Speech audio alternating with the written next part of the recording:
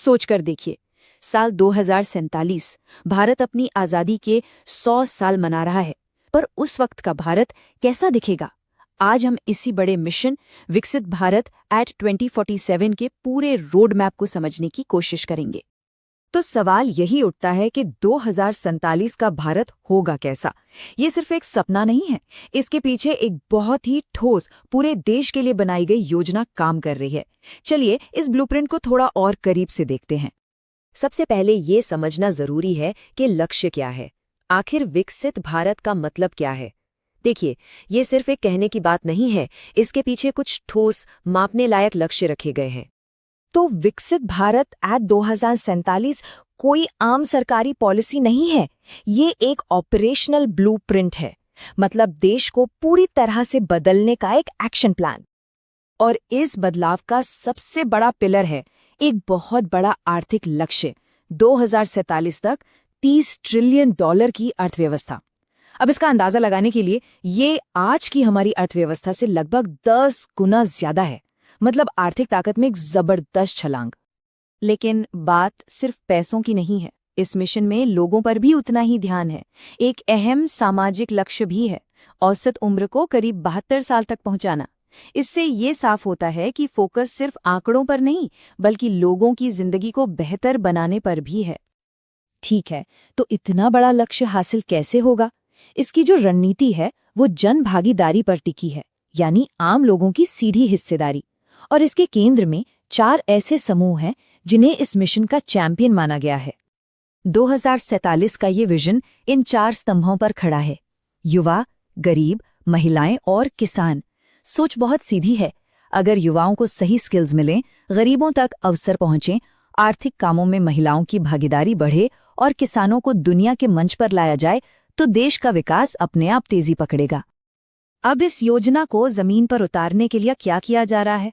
इसके लिए सरकार ने 3 मुख्य कर्तव्य या कह सकते हैं एक्शन पॉइंट्स तय किए हैं। ये 3 कर्तव्य इस मिशन की रीढ़ की हड्डी हैं। पहला, प्रोडक्टिविटी बढ़ाना, जिसमें एआई और ब्लू इकोनॉमी यानी समुद्री संसाधनों से जुड़ी अर्थव्यवस्था जैसी नई टेक्नोलॉजी मदद करेगी। दूसरा, स्किल डेवलपमेंट, जो लोगों को इंडस्ट्री 5.0 के लिए तैयार करेगा, मतलब वो भविष्य जहां इंसान और स्मार्ट मशीनें मिलकर काम करेंगी। और तीसरा, समान भागीदारी, ताकि विकास का फायदा देश के कोने कोने तक, हर इंसान तक पहुंचे। अब एक दिलचस्प बात यह है कि भारत इस विकास की रफ्तार को तेज करने के लिए एक अनोखी रणनीति अपना रहा है, जिसे इसका गुप्त हथियार भी कहा जा सकता है। और वो हथियार है डिजिटल पब्लिक इंफ्रास्ट्रक्चर, यानी डीपीआई। ये एक ऐसा डिजिटल सिस्टम है जिसमें पहचान, पेमेंट और डेटा मैनेजमेंट एक साथ मिलकर काम करते हैं।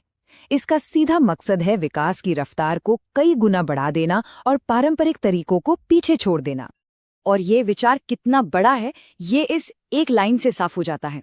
आर्थिक सर्वेक्षण 2024 के मुताबिक लक्ष्य ये है कि डीपीआई का इस्तेमाल करके 25 सालों में वो हासिल कर लिया जाए, जिसे करने में दूसरे देशों को 75 साल लग गए। मतलब एक तरह से विकास की दौड़ में लीप फ्रॉग यानी लंबी छलांग लगाना। तो अब आते हैं सबसे जरूरी सवाल पर, इस सब में एक आम नागरिक की क्या भूमिका है? क्योंकि ये मिशन सिर्फ सरकार का नहीं है, फोकस इस बात पर है कि हर कोई सिर्फ दर्शक न बना रहे, बल्कि एक एक्टिव भागीदार बने। इसीलिए इस मिशन को किसी सरकारी आदेश की तरह नहीं, बल्कि एक सामूहिक पारिवारिक जिम्मेदारी की तरह देखा जा रहा है। इसका मतलब है, जैसे परिवार की जिम्मेदारी सबकी होती है, वैसे ही 2047 के इन लक्ष्यों को पाने की जिम्मेदारी भी हम सबकी है। तो असल में इसमें शामिल कैसे हुआ जाए? इसके लिए कुछ रास्ते बनाए गए हैं। जैसे माईगव पर वॉइस ऑफ यूथ सेक्शन में अपने आइडियाज शेयर कर सकते हैं, माई भारत पोर्टल पर इंटर्नशिप के लिए अप्लाई कर सकते हैं, इनोवेट इंडिया पर मिशन की प्रगति पर नजर रख सकते हैं, या फिर मिशन लाइफ के जरिए पर्यावरण के लिए अपनी जीवन शैली में छोटे छोटे बदलाव ला सकते हैं। ये कुछ तरीके हैं जिनसे कोई भी इस सफर का हिस्सा बन सकता है। और आखिर में ये पूरी बात हमें एक बहुत बड़े सवाल पर लाकर छोड़ देती है। अगर विकसित भारत अगले 25 साल की एक राष्ट्रीय परीक्षा है, तो इसमें हर एक व्यक्ति की क्या भूमिका होगी? ये एक ऐसा सवाल है जिसका जवाब हम सबको मिलकर ही खोजना है।